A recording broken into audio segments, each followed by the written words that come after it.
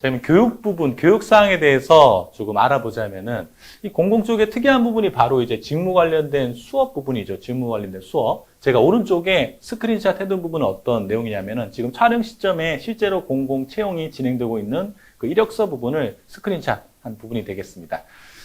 보시면은 전공을 적는 란이 있고요. 그리고 교육사항이라고 해서 학교 교육과 직업훈련을 적어라 라고 항목이 구분되어 있습니다.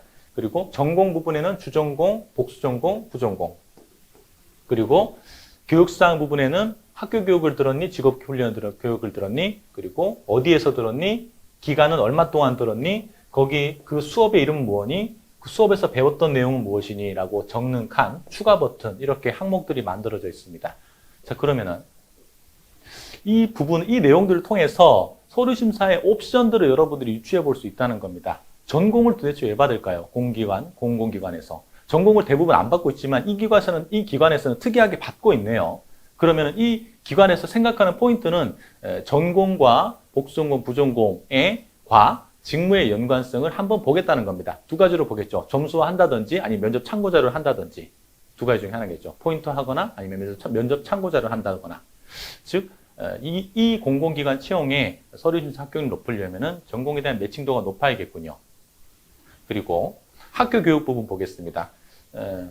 여기 보면은 기간, 교육기간, 시간, 그리고 어떤 수업을 들었는지, 어떤 내용을 배웠는지, 추가 버튼을 누르게 되면은 이 교육사항 적는 항목이 5칸까지 나옵니다. 추가 버튼 누르면은 5가지 항목 칸이 나오거든요. 그럼 교육기간을 왜 받을까요? 교육기간, 시간 몇 개월 들었다, 아니 몇 시간 들었다라는, 몇 개월 들었다라는 시간이 나오게 될 텐데, 그러면은 6개월 들었던 친구랑 1개월 들었던 친구랑 점수 편차가 다르게 줄 수도 있겠죠.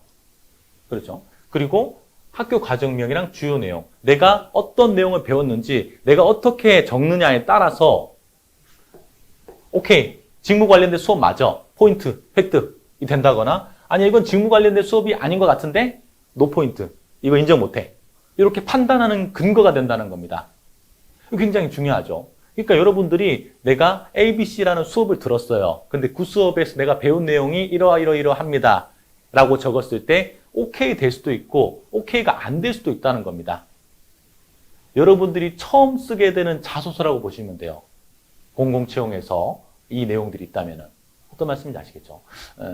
이것뿐만 아니라 일반적으로 공공기관, 공기업 채용에서 학교 교육사항을 적는 부분이 어떻게 구성이 되어 있냐면 일반적으로 첫 번째는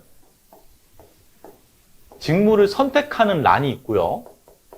그리고 두 번째는 내가 어떤 수업을 들었는지 그 수업명을 적는 란이 있고, 그리고 그 수업 내용을 적는 란이 있고, 그 다음에 A 플러스인지 B 플러스인지 B제로인지 C인지 적는 란이 있고, 그 다음에 3학점짜리 수업인지 2학점짜리 수업인지 패스 수업인지 적는 란이 있고, 그 다음에 전공 필수인지 아닌지 이런 거 체크하는 란이 있고, 이게 풀세트거든요. 풀세트.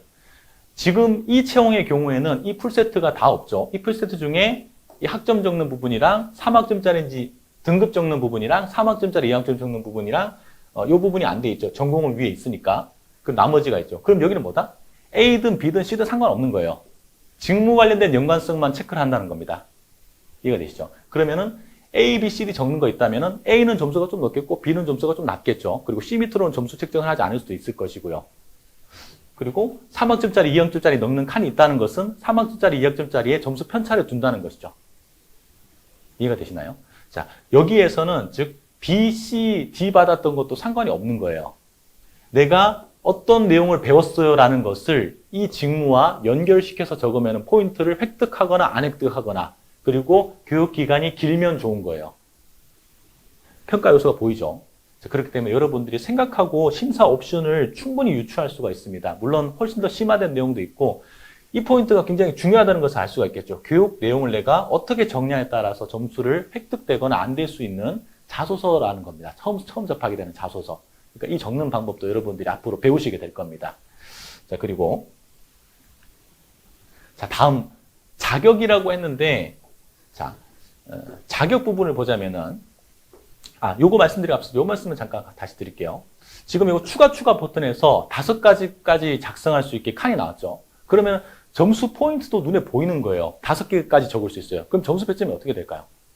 4점, 4점, 4점, 4점 이렇게 해서 20점 배점이거나 2점씩 해가지고 10점이거나 뭐 이렇게 되겠죠. 근데 학교 교육상은 점수 배점이 일반적으로 높은 편이거든요. 그러면은 뭐 4점씩 해서 20점이거나 뭐 그렇게 5점씩 해서 25점이거나 이렇게 판단이 됩니다. 6점씩 해서 30점이거나. 여러분이 조금만 생각하면은 100점까지 유추할 수도 있다는 겁니다. 나에게 유리한 채용인지 아닌지도 판단할 수 있다는 거죠.